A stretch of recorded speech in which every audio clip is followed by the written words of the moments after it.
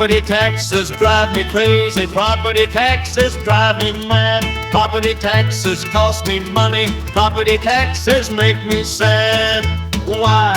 I ask you why. Does the tax man treat me poorly? Why? I ask you why. Must the county be so? Hey y'all, it's Joe for here, the cranky old gay guy. Happy Tuesday, September 17th, 2024. Oh, so yesterday I got in the mail the bill for my homeowner's insurance. Normally it would come around the same time as my property tax bill, but last year I switched insurance providers to the same group that does my auto vehicle. It came in as cheaper, so I did that. And now it hits about a month before property taxes. So, what does that have to do with anything? Not a thing, really, except it triggered my memory for property taxes and how they make me cranky. And when I think about property taxes, I kind of get overheated and warm. So, we'll do this just to get a little bit more comfortable. And I want to tell you about taxes. I understand property taxes pay for your schools, pay for your roads, pay for other things. But is there a better way? I think so. What that is, I don't know. To be honest, I would like to see schools and roads covered by the country and not just the states. Because some states have really crappy roadways and some have really good roadways. I think Oregon has really good roadways, but that's because our taxes are higher and there's a high gas tax that goes towards roads, etc. I know people say that's socialism. Well, it's not. It's no more socialist than the police department, the fire department, emergency services, Social Security, Congress in general. Since everyone pays taxes that pays the people who represent you in Congress. Isn't that socialism too? So quit bitching about socialism and think about alternative ways to cover these costs that aren't hitting the property owner. And when I say property owner, I don't mean someone who owns 47 properties and is a multimillionaire. I'm talking about Joe Blow and his cousin Sam who have a house, or have a house and another house that a relative lives in, or that they rent out. The rental is considered a commercial property, so it's taxed differently. But if it is your home, why are taxes continually going up on your home? Why is it based on the value that your house is right now? Why isn't your property tax based on what you paid for it at the time? And then, because when you sell your house, the value that you paid is deducted. So you're not going to find a house for this price in Portland, but let's say you spend $100,000 on a house. If you sell it in 2 years for $150,000, well, then you have just gained $50,000. So that's what you're going to be taxed on. Property tax. If I buy a house for $100,000 and my taxes are, what would they be? Oh, their $100,000 home taxes are going to be what, $5,000 maybe? Something like that. And you pay that. Why then in 10 or 15 years, yeah, your house is worth more, but you're not selling it. So you're not seeing that money coming in. So where's the money supposed to come from that you're paying increased taxes on? That's confusing to me. And it seems really unfair. And it also seems unfair that since seniors are being pushed out of their homes because of taxation or forced to sell because of taxation because they don't have an income or their income is just Social Security and it's not enough to cover expenses, why not freeze the taxes for anyone, let's say, over the age of 50, and then when you reach retirement age where you're no longer working, your taxes are just eliminated? Why can't it be that way? There is money. The government has money. Trust us. Or they don't have money and they're just living on fake money anyway. If you can spend as much money as they spend on black budget items, those are items that no one knows what the money's going to, but it's in the billions. Or you can spend $1 billion on a bridge that goes nowhere. I think that was in Alaska a few years back. Why can't you take that same money and allot it to something like property tax relief for seniors? And when I say relief, I don't mean that someone else is going to pay the property tax for the senior. I mean that once you reach retirement age, or let's say 63, because in my state, I believe retirement age is now 67, which it should be turned back to at least 65. You go to 67, you haven't got much life left after you retire. So when you reach retirement age, just freeze your property tax. Well, I'm sorry, eliminate your property tax because you have paid in for all these years, regardless of where you're living. It might not be the property you're in right now, but why not just eliminate it entirely? That's a big burden taken off the shoulder of the senior, and now they're not being forced out of their area. Gentrification pushes people out of areas. You hear that all the time. Well, it pushes them out because a lot of them are renters, and the property owners can now get a lot more money for that same property because it's more desirable because of gentrification. So that pushes out the people who can't afford to pay the increased rents. It also pushes out people who have a house there, but their taxes are not going up. In our state, taxes, I believe, are limited to 3% per year increase, and that's something that was voted in years ago. Politicians have complained about it because they could be making 3 or 4 times what they're making now as far as taxation if that wasn't in place. But you would also have so many people out of their homes because they just couldn't afford the taxes. Where I'm living now, my taxes, I've had the house since 98. My taxes are minimal compared to anyone that moves into the neighborhood now because the value of my home is still listed very, very low compared to what it would actually sell for.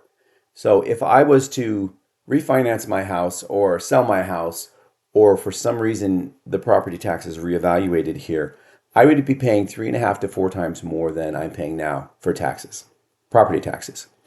Why?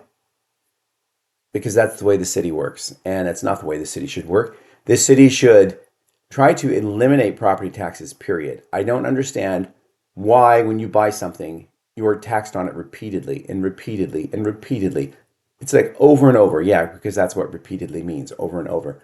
I don't need to explain that to you, but that's the way my mind works. Hey, y'all, I'm just re-listening to the video I just did. And I am aware that property taxes are not set by the city. They are set by the county. That was a slip of the tongue on my part during my heated conversation. Now, back to the video. So yeah, that made me cranky. And I got that bill yesterday because it reminded me of my property taxes, which will be due next month. It's just an unfair system. It would be as if you bought a car for cash, and right now you have to pay registration fees in the state, which I believe are 246 or $50, plus a DEQ fee, which is $26 to $28, I think. So you're paying just under $300 every 2 years to get taxed for your car so you can legally drive it on the street. But what if on top of that, that car, which is your asset, which you paid, let's say you bought it new and you paid $30,000 for it. What if you were taxed on that car every year for the value of that car? Now, because our cars lose value rather than increase value, your taxes will be going down, but you're still being taxed on something that you were already taxed on. So it's a double, triple, quadruple taxation because you're taxed every year. And that's how I feel about property tax. You are taxed when you buy the house, and then you're taxed every year for the rest of your life. How is that not like a double indemnity kind of thing? I don't get it. And I believe that when Trump came into office, he gave tax relief in some bill thing that pretty much helped the rich. But part of that was eliminating the interest payments on your house payment. When I had a house payment, my interest rates, or my interest, at least the first 10 years that I owned the house, were almost as well, it was a lot more than that. It was like triple what the actual payment to the principal was. So Let's say my payment was $800. No, let's say $900. Less than $300 went to the principal to reduce the actual cost of the loan. The rest was all interest. And to me, that interest is a tax. So it's the same situation with the house. You're getting taxed, and you're taxed, and you're taxed, and you're taxed, and the taxes keep going up.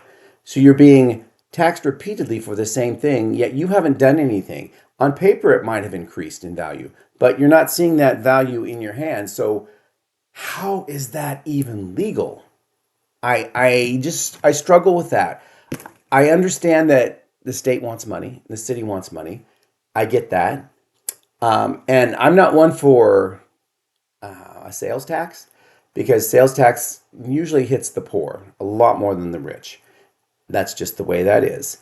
And in this state, we don't have an official sales tax, even though some grocery stores are adding a little tax. They're calling it some other tax to make up for a tax that they're being hit for by the city. That being said, why not have a workaround? Have a state sales tax and eliminate property tax entirely, or eliminate income tax entirely. One of the two. The problem is that every few years, some a-hole has this bright idea that we're going to raise more money by creating a sales tax in Oregon, and every year it gets voted down. Now, I'm one of those people that vote it down.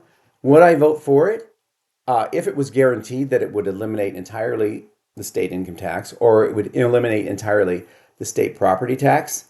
Then yeah, I might vote for it.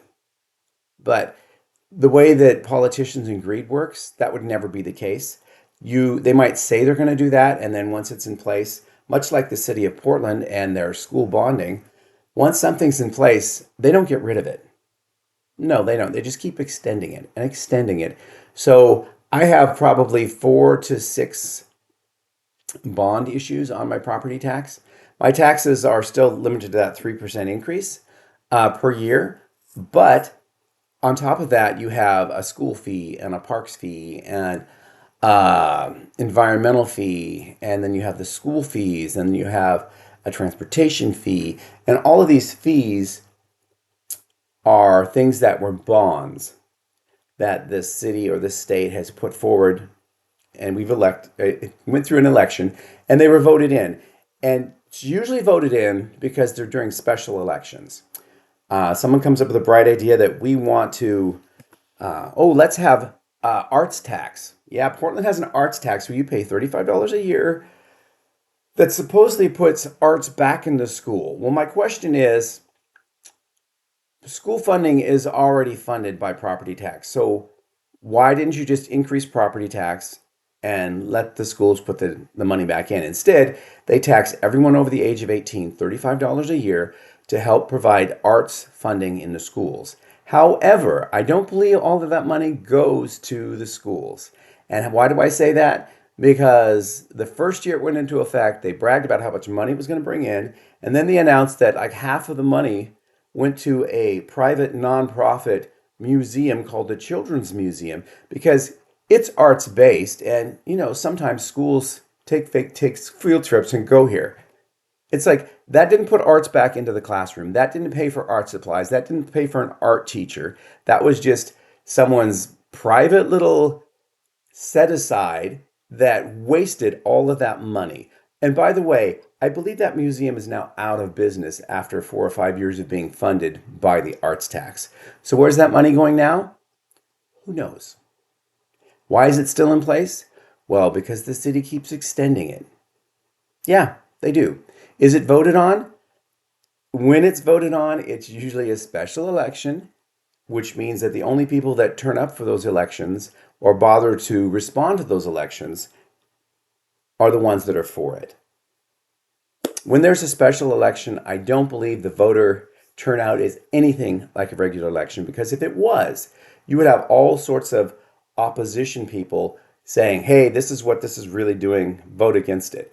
But you don't have all that because it's a special election that it has like a 3-month run up, and people don't actually take the time to know what they're voting on, so they just don't vote. And then everyone who knows and they want it go in and vote, and that's how it gets passed. it's not a majority rule. It's a majority of the people voting during that period. And that's another thing that cranks me, is the voting system. If everyone was automatically registered to vote the moment they turn 18, and everyone was sent a ballot in the mail, and it was highly suggested that you actually vote. And like in Oregon, we usually get a voter's manual a week or two before the election.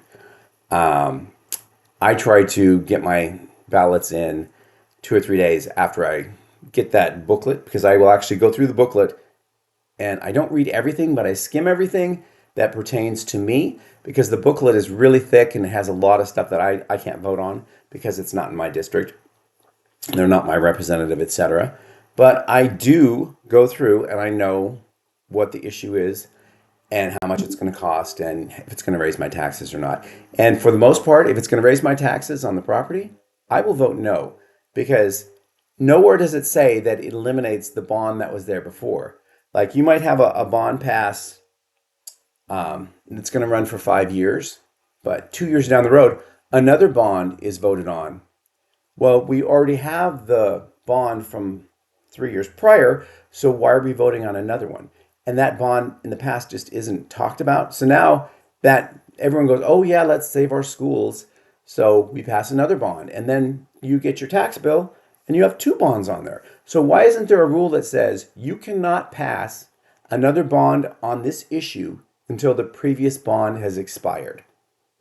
Because people don't realize that they've already, something they voted in before, now they're voting in again, thinking they're just continuing that. And in reality, they're putting another one on top of the last one.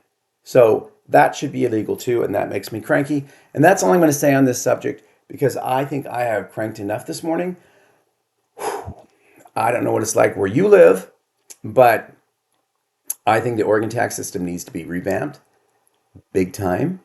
And the federal government needs to look into funding more state programs nationwide. I don't understand also why all state schools aren't funded equally in every state. Why does a school in Kentucky get X amount of money, but a school in Colorado might get 5 times that money for the same population of students, quantity of students in that school? Why? Because it's the State Board of Education and the taxation of that particular state, how they divvy things up and what they think is important. Well, why don't we make education a nationwide importance and just have it funded nationally, so we don't have all of these little schools that are running out of money or schools that are better than other schools? It's just a thought. That's all I'm going to talk about now. So all of you have a great Tuesday evening, and I will see you tomorrow. Must the county be so sorely? I pay my taxes when they do. I save all year to see things through. The taxman come, he take my money, then he laughs, he think it's funny. Oh, the taxman cometh each and every year. The taxman steals the money, but says there's nothing to fear. Oh, the taxman, he rolls around in your dough while you sit at home all lonely with nothing left to show.